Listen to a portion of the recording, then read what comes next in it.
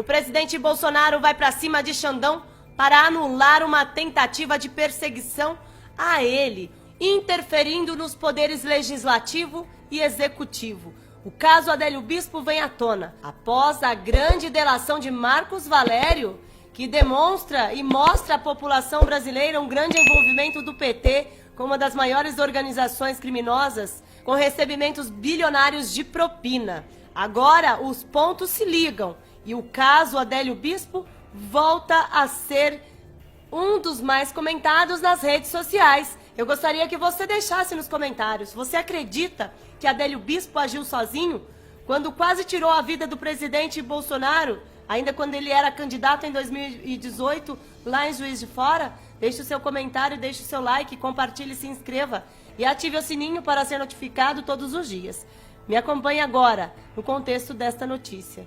O primeiro assunto que eu trago a vocês aqui é sobre a decisão do presidente Bolsonaro, que através da Advocacia Geral da União solicitou nesta quarta-feira que o Supremo Tribunal Federal suspenda um pedido de ordem do ministro Alexandre de Moraes para que a Procuradoria-Geral da República se manifeste sobre suposta interferência do governo federal no caso de Milton Ribeiro. O argumento utilizado pelo Palácio do Planalto é de que há um inquérito que apura possíveis irregularidades no Ministério da Educação sob relatoria da ministra Carmen Lúcia e que o pedido de Moraes configuraria duplicidade nas investigações. Bolsonaro pede ainda que o pedido de suspensão seja levado a julgamento colegiado na Corte, o que não deverá ocorrer já que o Supremo encontra-se em recesso de meio de ano, retomando as suas atividades regulares apenas no mês de agosto. O pedido da AGU, porém, refere-se à Operação Acesso Pago, que foi deflagrada no dia 22 de junho. E investigava supostos tráficos de influência e corrupção no Ministério da Educação. Já o pedido de Moraes busca uma manifestação sobre a interferência do presidente Bolsonaro, suposta interferência, nas investigações conduzidas pela Polícia Federal na prisão de Milton Ribeiro, detido pela corporação que de maneira preventiva no dia 22 de junho e solto no dia seguinte. Agora, um outro assunto que também está repercutindo muito nas redes sociais é sobre o caso Adélio Bispo, que volta a ser um dos assuntos mais comentados neste momento nas redes sociais. O presidente Jair Bolsonaro espera uma reviravolta no caso de Adélio Bispo nos próximos 3 meses, quando acontecerá a eleição. O presidente afirmou em reunião com aliados recentemente que está confiante na obtenção de provas pela Polícia Federal que ligariam o autor do crime que quase tirou sua vida a políticos de oposição. Em janeiro deste ano, após mudança no comando das investigações, a Polícia Federal escolheu um delegado que já investigou o primeiro comando da capital para apurar de Adélio Bispo, que contou com a ajuda de terceiros ou agiu a mando de alguém. Agora, com a delação de Marcos Valério, parece que os pontos estão se ligando, né? Sobre o caso de Celso Daniel. Para você entender melhor sobre o caso de Celso Daniel, em janeiro de 2002, último ano de seu segundo mandato à frente da Prefeitura de Santo André, o então prefeito Celso Daniel, do PT, foi sequestrado, torturado e duramente a sua vida foi tirada. Celso tinha sido escolhido para coordenar a campanha do ex-presidiário Lula. A Polícia Civil concluiu que ele foi vítima de um crime comum, mas os fatos insistiam em comprometer essa versão. A investigação sempre esbarra em evidências de corrupção.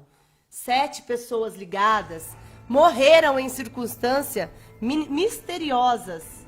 Em dezembro do ano passado, o Grupo de Atuação de Combate ao Crime Organizado do Ministério Público de São Paulo concluiu um procedimento investigatório aberto em 2005, 3 anos após o crime, para desvendar rumores de que membros de uma rede criminosa que arrecadava propinas de empresa de transportes urbano, coleta de lixo e obras de engenharia em Santo André estariam a serviço da direção nacional do PT. Essa mesma organização teria encabeçado o crime de Celso Daniel.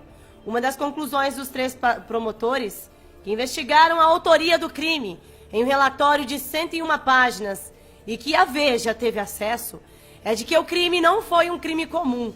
Haveria motivação política diante dos indícios de ligações com esquema de arrecadação de propinas de empresa prestadoras de serviços públicos ao município de Santo André, que teria como beneficiário partido político, neste caso, o Partido dos Trabalhadores.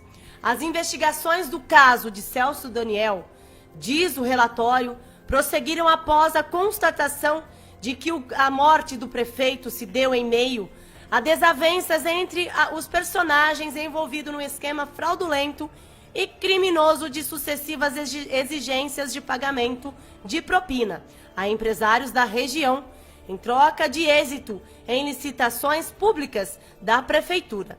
Tudo em prol de levantamento de verba para campanhas eleitorais do Partido dos Trabalhadores. O ex-prefeito teria sido executado por ter reunido um dossiê que poderia apontar indícios e provas das fraudes contra os supostos mandantes do crime. O caso teria se desdobrado com uma chantagem feita contra o então presidente Lula, segundo o depoimento do publicitário Marcos Valério, operador do Mensalão, publicada com exclusividade pela Veja.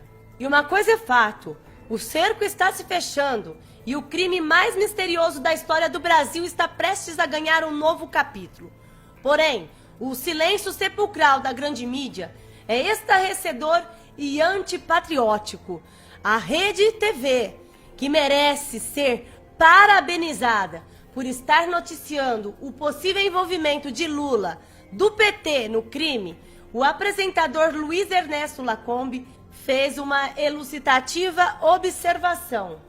Marcos Valério, ele disse que ele administrava um caixa clandestino do Partido dos Trabalhadores, com cerca de 100 milhões de reais.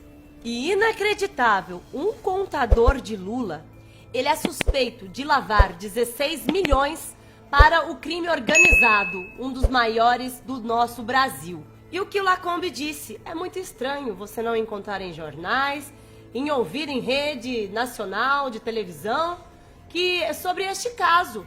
Então, pessoal, se fosse o presidente Bolsonaro, estaria estampado nos maiores telejornais da televisão. Posso dizer aqui com clareza, no Jornal Nacional. Mas é claro que isso eles abafam, eles não querem, porque existe muita coisa, muita sujeira por debaixo deste tapete. E pessoas grandes envolvidas neste maior esquema de corrupção.